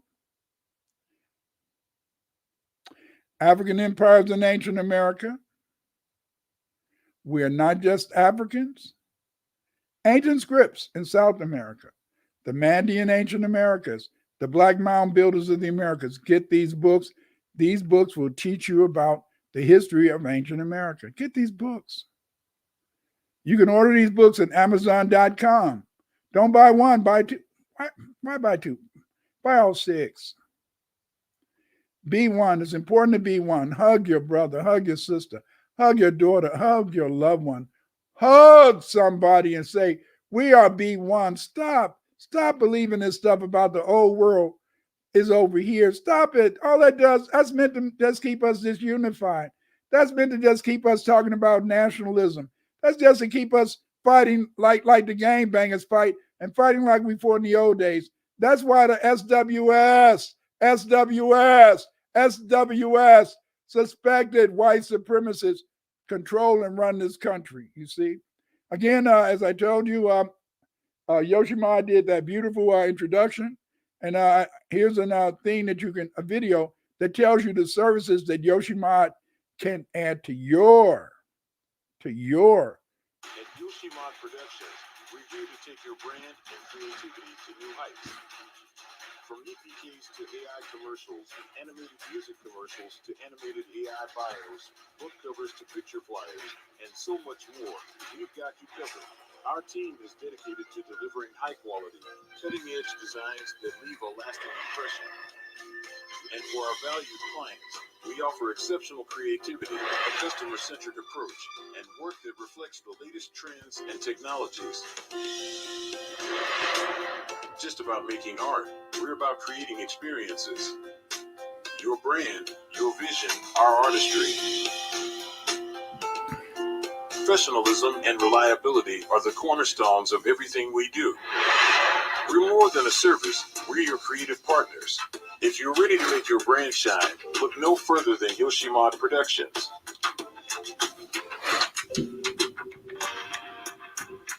Join us in the journey of creativity.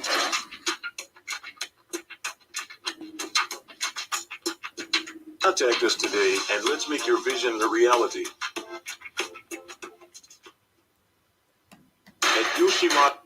Thank you. Thank you for listening to this discussion.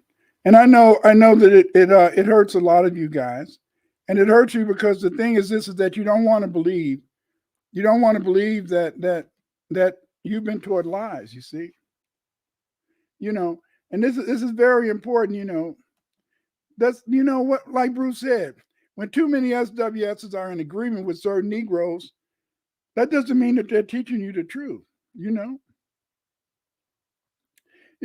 It's what can you do? See, you have to, in a sense, study. You see, and that's the thing. And yes, if you can show that these people are supported, these people are teaching the truth, then I'll do it. And yes, okay, peace to the this is say peace to the nation of gods on earth. True. You can be, if you want to believe you're God, fine. There's nothing wrong with believing you're God, but I know in a sense is that if I was God, I wouldn't be living in this fucked up country. I know if I was God, I'd be a millionaire. I know if I was God, I would be in a sense leading people towards righteousness and truth. If I was a God, I would bless all of you with money. See, I want to be one of them gods, but they don't exist. You see, they don't exist. You have to, in a sense, make sure that you listen and think. How you doing, Renee Olivia? How you doing, Dayon Epps? And Drizzy Capone? How you doing?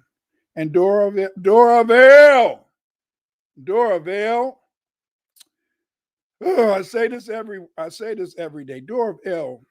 This man knows so much about the black people in Europe. You see, this man knows so much, but in a sense, he says SWS some wrong shit. It is some wrong shit, but the wrong shit, where is it coming from? The wrong shit is coming from people who want to keep us divided. You see, the wrong shit is coming from people who don't want us to know who we are. Yes. You're absolutely correct. Dr. Clyde Winters, have you read the book by Horace Butler called When Rocks Crowd? Yeah, I read it.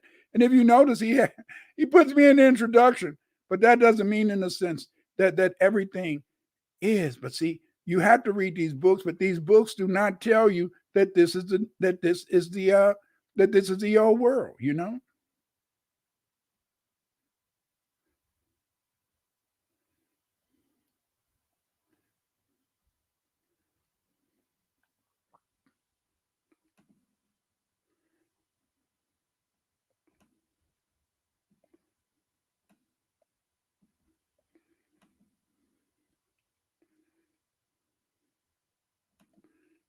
Okay. Peace, sir. Well, we do, but we're poor, righteous teachers of this part of the planet. That's right. Teach whatever you want to teach.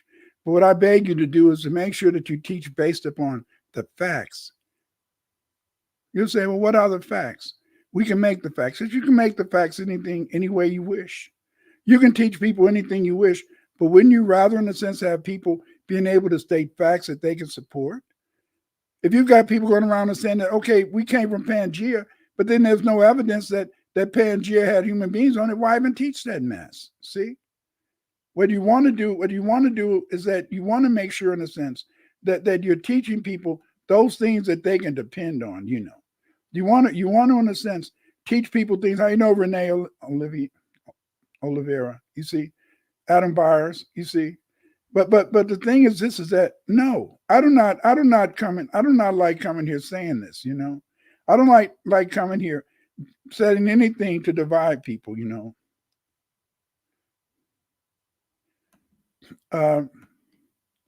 that's the whole thing. Elder, do you know anything about the surname Jenkins being black and European? You can check in some of the heraldies. 9-1, it's probably European. As I said, is that it's very in a sense very important. That you understand is that you have to check the records and see things like that.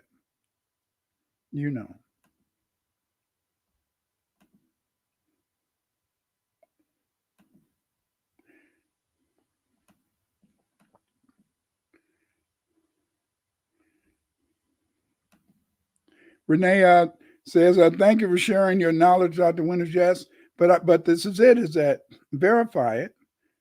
You see, I'm not here to make anybody believe anything, but what I try to do, Renee, is I try to, in a sense, present to you the evidence, and then you can make the decision yourself. I don't want anybody, in a sense, to think that there's that everything is that I say is complete the truth. I want you to check it out.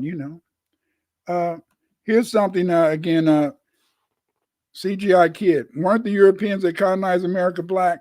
In this 1750 way essay, didn't Ben Franklin say that the Caucasian whites were outnumbered by blacks in Africa, Asia, and Europe? Yes, they were. Many of them were blacks, but we've been taught in the sense that they were white. But you had to remember that these people believe, just like many of us today believe, that my Choctaw heritage is more important than being black.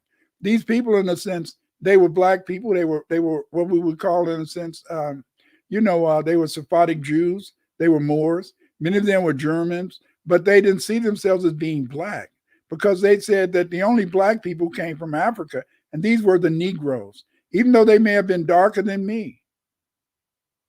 They didn't recognize themselves as being united with a black person. They saw themselves as being, in a sense, a German or or somebody from Portugal. You see, this was the secret. This is a secret middle class. I was talking to Dr. Short last week, and I told him that I want to write a book. I'm trying to organize it, and what I want to write is called the hidden elites. You know, see, today we look at the boulé, and we say that the boulé is basically people who went to HBCUs, and that these boulé people, they thought of themselves as being superior based upon their light skin and color. See, the thing you have to understand is that many of us were already light skinned, because many of us go back to those Black Irish who were light skinned, and some were dark. But see, we've been taught a lot. See, the white man, in a sense, the white man, what he wants us to do is he wants us to think that everything that we are, that everything that we can ever be is based upon him. He wants us to believe that every light-skinned person, their grandma or their great-great-grandma, somebody was raped by a white man. That's a lie. There was already light-skinned people over here. And these light-skinned people and dark-skinned people had lots of money. Many of them engaged in the slave trade. I'm ashamed. I haven't found any winners yet who are slavers, you see, but I wouldn't be surprised if they were. Because, see, there was these two classes. You had, on the one hand, these black people, in a sense, who came over here and were made chattel slaves by Oliver Cromwell. Then you had these other black people that came later. See, many of these other black people, I know you've heard about the Huguenots. They always teach you that the Huguenots were white. I know you've heard about the Jacobites. They always tell you that the Jacobites were white. They've got books talking about the Sephardic Jews, and they got books about the crypto Moors, and they're telling you that these people were white. They weren't white. You see, their physical type, their physiognomy was what we would call black, you know, or Negro, but they didn't consider themselves Negro. They considered themselves either Danish or whatever. So you got to understand it's kind of very interesting. When they began, in a sense, the Inquisition, many Moors and many Sephardic Jews, they left Spain and they migrated up into Norway, Switzerland, and all those countries up there. Okay, once they got up there, they began in a sense to be able to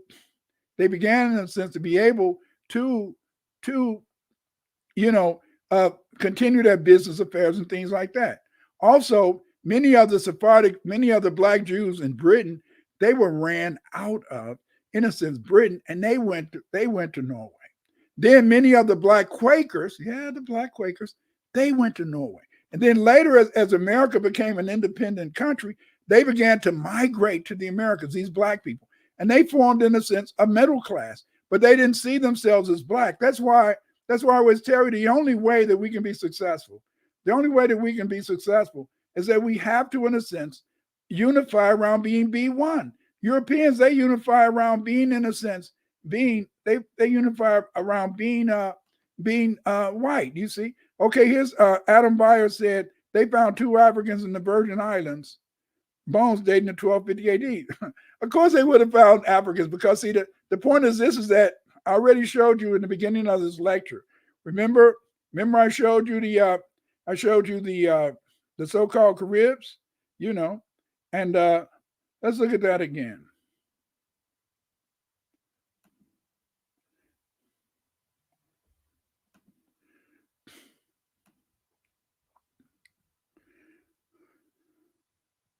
Okay, these people right here, these are the Carib and the Taino people. These are the Carib and the Taino people. So when they found these people on the island, of course their skeleton is going to make them appear to be Negro or appear to be African. But they didn't say they were African. They said that they were Carib or they were Taino. You had to understand. See, of course they're going to find these statues, because these various peoples, these various people, in a sense, they were black people. So of course you're going to find these skeletons. You see? True.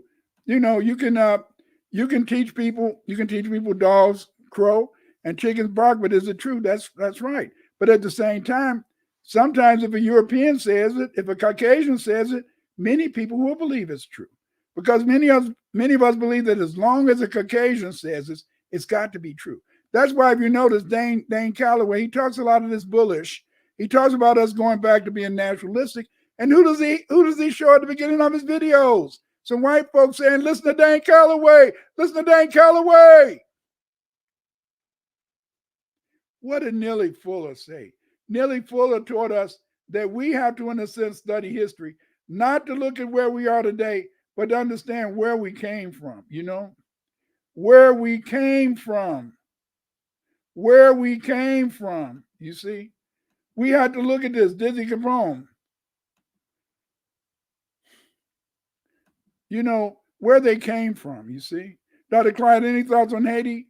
Were they Black French or Phoenician remnants? Well, most of the people that would have been in Haiti, many of these people, in a sense, are a combination of different folk. You see, on the one hand, they would have been basically, in a sense, a lot of people in Haiti came from Africa. Then you had the Taino, remember the Taino, and you had the Carib. You already had Black tribesmen there, and then they mixed with these people who were brought over there as chattel slaves. But at the same time they were brought over as chattel slaves, you had to go back to the fact that tribes like the Igbo and Igbo and people in Weda, these people, in a sense, were Hebrews. And these Hebrews, I talk in the video that I did on Sister Denise show, I talk about how the Phoenicians were the ancestors of the Yoruba, ancestors of the Igbo. And that's why, in a way, they could be considered that. But they wouldn't have been direct people from Phoenicia. They would have been among those Phoenicians who lived there in that area,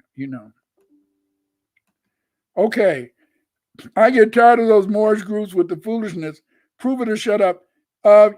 It's kind of, yes, in a way it's foolishness, but it makes you feel good. You have to understand, hardcore. It makes you feel good. It's just like when back in the 60s when we were able to say, if you join the Nation of Islam, you could say that you were an Asian. Remember, we want to run away from that, our heritage. We want to run away from the fact that we were enslaved. I'm proud to be a descendant of slaves. Yes. Okay, on my mother's side, I got Choctaw, but on the winter side, we was enslaved on a plantation. You see, I'm not ashamed of that. Look at me today. Look at me. I got a nice home to live in. I bought my wife 2 houses. Hey, I was able to do these things. See, it's some white people living in a trailer park right now. Do you know when I was growing up, the vast majority of people, in a sense, around me, the vast majority of people was on aid. The vast majority of people was waiting for food stamps and all that. Today, we're not on food stamps like that. Today, we're not all waiting to get aid checks. See? Do you think any other slaves in history could be living the lives that we're living today? Many of us are living better than our former masters. And they did everything. They did everything in their power to keep us from being successful. They did everything in their power to keep us from being whole. They did everything in their power to hold us back, but God didn't let them hold us back. They've been trying to kill us off for the last 300 years, and we're still here. We're still here. We're still standing strong, and we're stronger today than we were then. Because what sustained us is our faith in Almighty God. You can call him Jehovah, Yahweh, Allah. You can say it all. Call him by any name, Amma. But I call him my Lord. Now I lay me down to sleep. I pray my Lord, my soul to keep. See, I know God exists. I know God exists because I grew up in Chicago. And many a night I was just coming home from work or coming home just from going to a party. I saw bullets fly past my head, and I'm still here. I saw my friend playing at Revis, playing basketball, get his head blown off. But I'm still here. I know that could have been me. I know the only reason it's not me is because God brought me here. I thought I was going to die before I was 21. No. Don't tell me that God don't exist. But don't teach me a lie. Don't teach me a falsehood. Bring your receipts. Bring your receipts. They don't have any receipts. And they got our people going around telling things that make them look foolish, telling things that all you had to do is do a simple search on Google, and you know where Sumer was, Egypt was, where the ancient Hebrews were. They're not going to talk about them being in Africa. Well, I showed you that they were in Africa, but they're not going to talk about that. But you see, they'll talk about the Kohen tribe over there in Kenya. That means that they were the priests of the Hebrews. Why do you want to make up ish when we already have the facts? We already have what we can consider to be the truth. See, stop it. Stop running away from being black. There's nothing wrong with being black. You know. See, there's nothing wrong with that. You know, Renee, she says, what did she say? She said, that's why we base our knowledge based on proved facts, like your knowledge, doctor, so we can get a clear understanding of the world we live in. Yes, you want to understand the world we live in. You want to, in a sense, be able to make sure that you're leading people down the right path. I don't want to make you look like a fool. Joan, thanks again, Doc. B1. Yes, thank you. And I always got to bring this up. This woman Joan, she taught me. She's in my Patreon. I used to talk about CAIDS, culturally acquired immune deficiency syndrome. She taught me, Dr. Winter, stop that bullshit. Wait a minute. What did you say? She said, it's not just losing your immunity to whiteness, you also lose your identity. Damn! Whoa, that hurt. But anyway, she taught me that you not only lose your immunity to whiteness, you lose your identity. See? And that's what these people do. See, Jane Calloway, they have CAIDS, and what they have CAIDS is that they hate so much that they feel so inferior to the white man. They feel so inferior because they don't know their history. And because they don't know their history, they try to run around and they try to make some other history. They're trying to make somebody else, in a sense, be important. And all they can do is run back. If I'm a Choctaw, what the fuck did the Choctaw do? I can tell you what the Choctaw did. But can you see? You see these brothers, they're always talking about these were blacks. Then the next thing you know, instead of them talking about our civilization in North America, they talking about the Aztecs. They talking about the Olmecs. Forget that stuff. See? Yeah, that's my phone.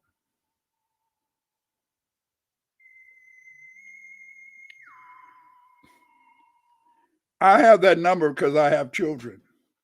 And a lot of times my children are calling me, but it's spooky. It's spooky because I love them so much. But I can only be here. But see, that's the whole thing. Our whole existence is spooky. Our whole existence is spooky because how can the people who've been trying to kill us off since we've been over here, and yet we still stand? We still stand. They can't stand us.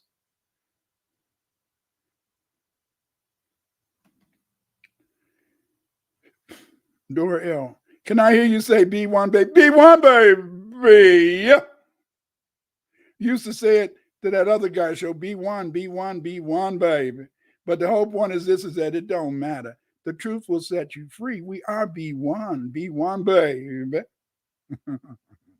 But I love Dorvell. Dorvell, you keep me working. I can't hardly get any sleep. This man, Dorell, he keeps sending me all this stuff. Dorell, please don't stop sending me stuff. But let me get a little rest so I can absorb this stuff. You know, Dorell, I don't think he sleeps. He just knows so much and reads so much, you know.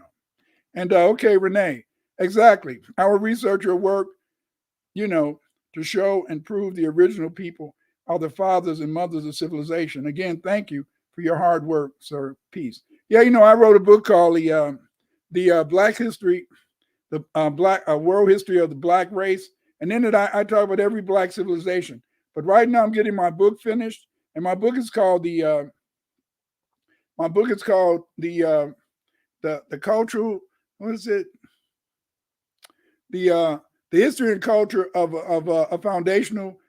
Aboriginal foundational Black Americans. In this book, I'm gonna break down the culture. I'm gonna break down the civilization. I tell you everything that we've done in this country, and we've done a lot in this country. See, they always talk about the pyramids in Mexico. The reason they talk about the pyramids in Mexico is that these Caucasians over here, they used our pyramids as quarries. What is a quarry? A quarry is usually a place where you knock down stone out of the rock mountains and stuff like this. But what they did with us is that they would take our pyramids and they would tear our pyramids down and take the stone to build their own houses, to build their own monuments and cities and stuff. See, but the point is this: is that we do have evidence, and we do know that we had these great monuments.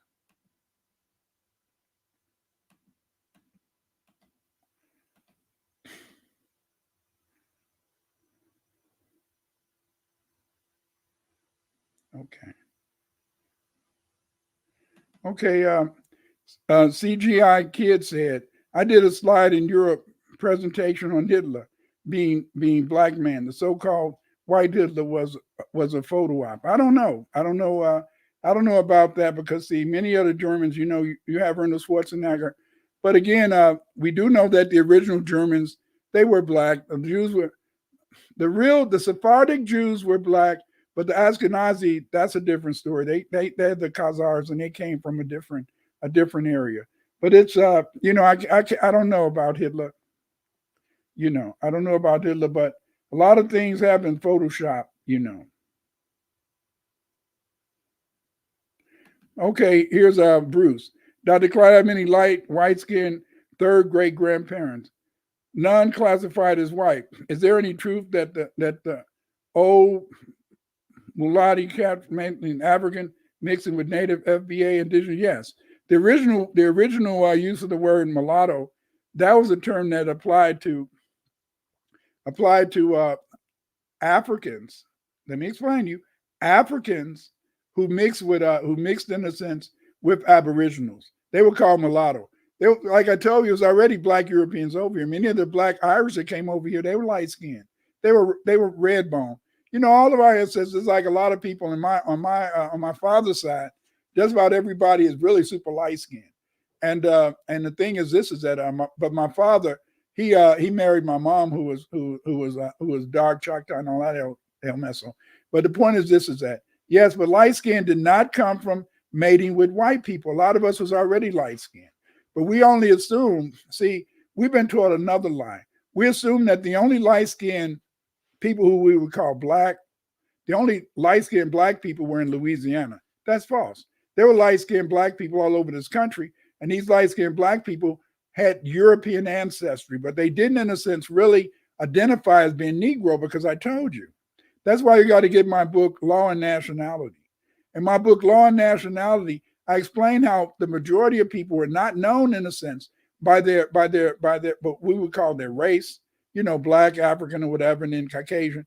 They were known basically by their nationality. And because their nationality was of European nationality, then they were considered to be Germans, French, Portuguese, etc. But then later, in a sense, as there became more and more racism, and as they became, in a sense, to really try to denigrate, sub-Saharan African, Black Irish, and Aboriginals who were enslaved, then they began, in a sense, to make it appear as though those people who were melanated were in some way inferior. But we know that these people who were melanated was not inferior. Haven't you ever wondered? Listen to this.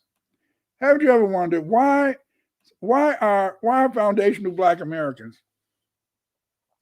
Why are foundational Black Americans so unique? Why are foundational Black Americans and some Caribbean people, when they're not in a sense feeling inferior, what makes us such a unique people?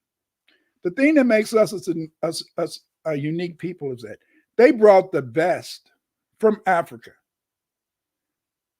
to be chattel slaves.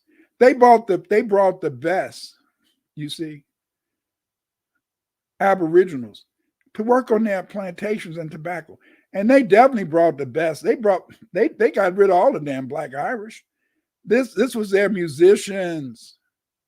This was their architects. This was their engineers. This was their iron workers. Have you ever wondered how these black people, in a sense, were able to build those beautiful big houses on the plantation? That's because some of their parents had been engineers and architects over in Ireland. You're not dumb. The only thing that makes us dumb is when we listen to these ignorant people who want to teach us lies to keep us down. See, they have to tell in a sense us that we're dumb all the time. How you doing, Sir LaRoyal? Flip Cool, what up though? Nate the Prophet, how you guys doing? They have to continually tell you're dumb, because if they can get you to fixate in your brain, to fixate in your mind, to fixate in your head that you're dumb, then you're going to act dumb. And when they have people teaching you dumb stuff and then you manifest that dumb stuff, it makes you even dumber. See, don't you understand why the SWS, suspected white supremacists, hate you so much? They hate you so much because they can't compete with you. And they can't compete with you because you got all this knowledge inside of your brain. You got all this knowledge, you got all these skills, but you got to bring it out. But you can't bring out those skills if you're being Pookie and Ray Ray. You can't bring out those skills if you're being gang banging. You can't bring out these skills if you're singing rap songs that denigrate our women and just go around sex. Sex is fun. Yes, sex is fun. But that's not the only thing that we can do. That's not the only thing that we're about. Why is it that they don't want you in their universities? Why is it they don't want you there? Because they can't compete with you. You are a people with a unique history. You are a people in a sense who have so much ability. You are people in the sense that people are afraid of you. They're afraid of you because of the knowledge that you have, you know. And this is so true, you see. Another problem people have is confounding cities like Egypt with what we think of as a region. That's true. And many of us don't know the Egyptian. We feel in the sense that when somebody tells us that Memphis is the ancient Egyptian city of Memphis, we don't ever bother to think, hey, but didn't the Egyptians speak Kemetic? Is Memphis Kemetic? I think the Greeks made that up. How you doing, Melvin Reed? What up, though? Thanks for showing up. Roland Hamid, how you doing? And Gabriel Nabudo, how you doing? And again, as I said, is that this is the most important thing that we have to do. And what's the important thing we have to do? The most important thing we have to do is try to stand on truth. Try to find as much as we can. This is interesting. Gabriel says that Tariq al-Sudan states that the Songhai are from the fallen Hebrew Himyarite kingdom in 500 BC. Is it likely that Yoruba progenitors, Oduwan and the Himyarite king, Onuwas was the same? That's a possibility, but my research indicates that the Yoruba, when they wanted the Phoenicians to circumnavigate Africa, if you remember, they set up a lot of colonies in West Africa, the Aurora. And so the Aurora was a Phoenician tribe. I think the Aurora are the Yoruba, you see. Then they have, in a sense, groups that would have been Igbo. So I think that the Songhai, they may have in a sense been Hebrews. I can't say they weren't. The Songhai, they speak a language. Their language, it's related a little bit to the Manding group, but it's different. See, and so I can't say that they weren't, but I don't think that the Songhai were the Yoruba. I think the Yoruba go back to the Phoenicians who early settled Nigeria, and that's that's what connects ancient Nigeria to ancient Ireland, because the Phoenicians were trading between Nigeria and, in a sense, the Levant, and going up into Ireland and stuff.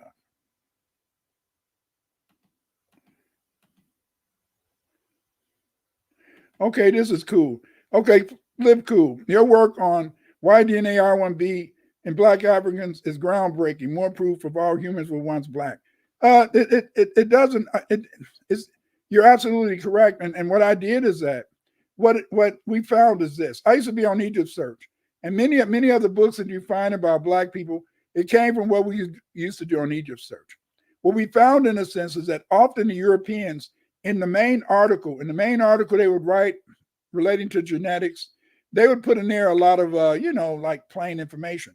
But what we found is that when you began, in a sense, to look at the substance of the papers, they would always have, in a sense, a part of the paper that wasn't published where they would show that where they got their research from. And so then that was able to make it understandable, because see, what happened is that the Europeans, they said that V88 or R1, they said V88 or R1 was the common haplogroup for people in West Africa. But what happened is that they found a skeleton in Italy. And this skeleton in Italy, dating to 7000 BC, carried V88. Yes, V88. And V88 is supposed to be only carried by Black people. Oh, that upset the whole damn white genetic establishment. So then they had to try to say, well, V88 is not really Black. That's really a white thing too. See, every time they find an ancient group that carry a black genetic code or haplogroup, they always try to change it around so that they can make it appear that group was white. No, this is one of the reasons that white people have so much difficulty, is that they have difficulty because they're trying to create a history that includes them. They don't have a history. Their history is based on us. Even the Nordic people, the English and the French, they're always talking about Greece and Rome. The Greeks and Romans, they were not Northern Europeans, but they're trying to steal. They're trying to steal. Thanks Dorel. Dorel. He just sent me a thing where it talks about that the Alexander was Black. Very interesting. I had kind of known that in a way because of his ancestry. But again, it's people like Dorel. It's people like Dorel who are doing research. And we need these people who do research. And that's one of the reasons why I teach a research class.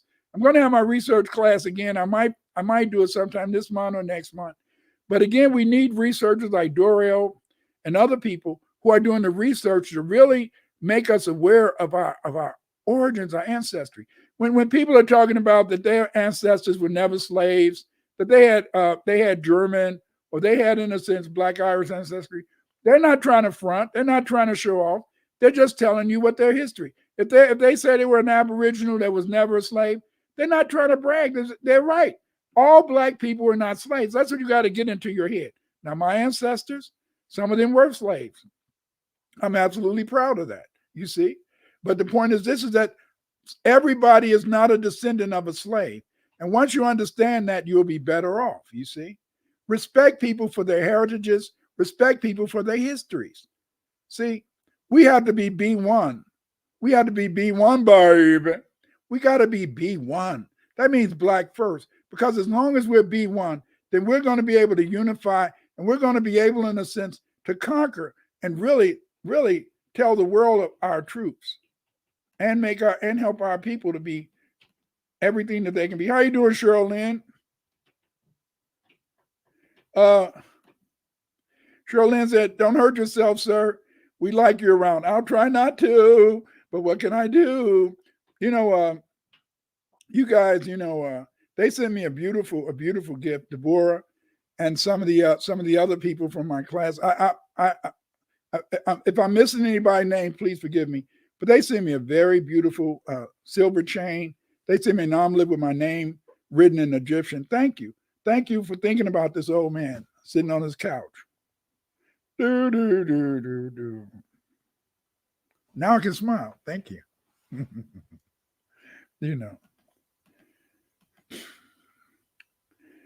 What are your thoughts on the Black matriarchal siblings, or were they in early America? Queen Khalifa. I don't know about Queen Khalifa. I've heard about her. I don't know if she was in we've always had a matriarchal. In fact, in my book that I'm writing now on the history and culture, you're going to find that the Aboriginals, that's what all the Aboriginal Blacks were matriarchal societies, you see.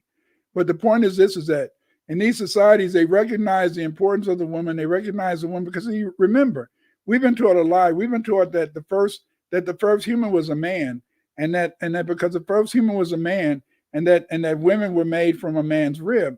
This makes us feel, in the sense that women, Pink Bergerman, Moon, how you doing? we've been taught a lie to think that women, in a sense, are our enemies. Women are not our enemies. That's why right now, if you go and Google slavery, the first thing that's going to pop up is a black woman getting her ass beat on a plantation. Why? Because they know that the key to our survival, the key to our revival, is in a sense is in allowing our black women to be who they are and what they are. See, we don't allow our women, in a sense, to be teaching us things that we need to know. My father always taught me, Clyde, watch out for them black soft eyes, But I listened to my wife. When I didn't listen to my wife, I always fucked up. When I didn't listen to my wife, I usually always did something stupid. So I learned, in a sense, over time, is that by being partners. See, we get everything mixed up. We talk so much about marriage and we talk about love. Love is okay, but respect and partnership is better than love any day. Because you guys got to check out the video I did last night with Eve. And we talked about, is love a state of mind? Check that video out. Please check that video out, because this video, in a sense, is making us think about things.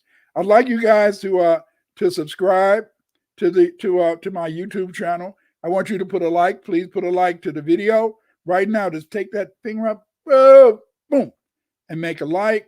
That helps the algorithms, help build up the program. And the thing is that thank you so much for taking the time to come and listen to me and to kind of discuss things. I love you guys in the chat that are sending me good messages, and this is not all skin or kin. Genetic variation exists. Yeah, genetic variation exists.